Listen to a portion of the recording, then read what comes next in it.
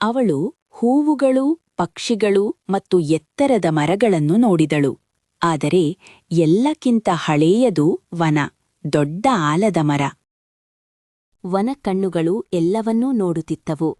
ಕಾಡಿನಲ್ಲಿ ನಡೆಯುವ ಎಲ್ಲವನ್ನೂ ಅದು ಕೇಳುತ್ತಿತ್ತು. ಗ್ರಾಮಸ್ಥರು ಕಾಡಿನೊಳಗೆ ಹೋಗಲು ಹೆದರುತ್ತಿದ್ದರು. ಹುಲಿ, ಭಯಾನಕ ಹುಲಿ ಇತ್ತು. ನಿತ್ಯಾಳ ಹೃದಯವು ಹುಲಿಯ ಬಗ್ಗೆ ಕಾಳಜಿ ವಹಿಸಿತು.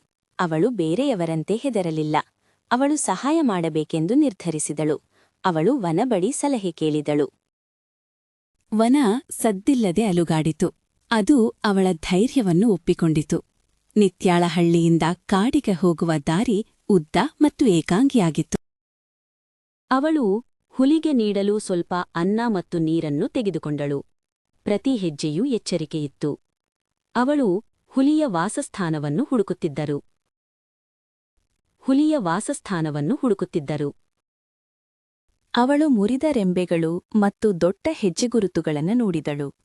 ಕಬ್ಬಿಣದ ವಾಸನೆ ಗಾಳಿಯಲ್ಲಿತ್ತು. ಅವಳು ಹತ್ತಿರದಲ್ಲಿ ಎಂದು ತಿಳಿದಳು. ಮರಗಳ ನಡುವೆ ಅವಳು ಅವನನ್ನು ನೋಡಿದಳು. ಹುಲಿ ವಿಶ್ರಾಂತಿ ಪಡೆಯುತ್ತಿದ್ದನು. ಹುಲಿಯು ಕಣ್ಣು ತೆರೆಯಿತು. ದೊಡ್ಡ ಹಳದಿ ಕಣ್ಣುಗಳು. ಅದು ಬೆದರಿಕೆ ಹಾಕಿತು. ನಿತ್ಯಾ ಹೆದರಲಿಲ್ಲ. ಅವಳು ಮೆಲ್ಲನೆ, ನಾನು ನಿಮಗೆ ಸಹಾಯ ಮಾಡಲು ಬಂದಿದ್ದೇನೆ ಎಂದಳು.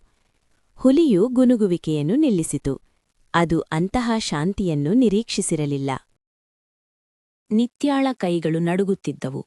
ಆದರೆ ಅವಳ ಧ್ವನಿ ಗಟ್ಟಿಯಾಗಿತ್ತು. ನಿಮ್ಮ ಗಾಯ ನೋವಿನಲ್ಲಿದೆ. ನಿಧಾನವಾಗಿ, ಬಹಳ ನಿಧಾನವಾಗಿ ಹುಲಿಯು ಮುಂದಕ್ಕೆ ಬಂದಿತು. ಅದು ತನ್ನ ದೊಡ್ಡ ತಲೆಯನ್ನು ಬಾಗಿಸಿತು.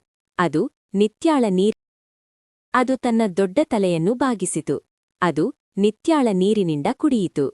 ನೀರು ಸೌಖ್ಯವನ್ನು ನೀಡಿತು. ಹುಲಿಯು ಧನ್ಯವಾದ ಹೇಳಲು ಇಷ್ಟಪಟ್ಟಿತು. ನಿತ್ಯಾಳು ಹುಲಿಯ ಮುಖವನ್ನು ಮುಟ್ಟಲು ತನ್ನ ಕೈಯನ್ನು ಎತ್ತಿದಳು. ಇದು ವಿಶ್ವಾಸದ ಕ್ಷಣವಾಗಿತ್ತು. ಹುಲಿಯು ಅವಳಿಗೆ ಹತ್ತಿರವಾಯಿತು.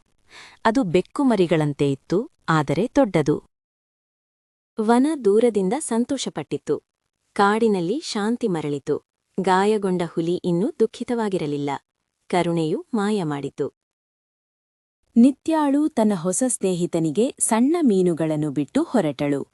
ಅವಳು ಹುಲಿಗೆ ಹೊಸ ಜೀವನವನ್ನು ನೀಡಿದಳು. ಕರುಣೆಯು ಅತ್ಯಂತ ದೊಡ್ಡ ಉಡುಗೊರೆ.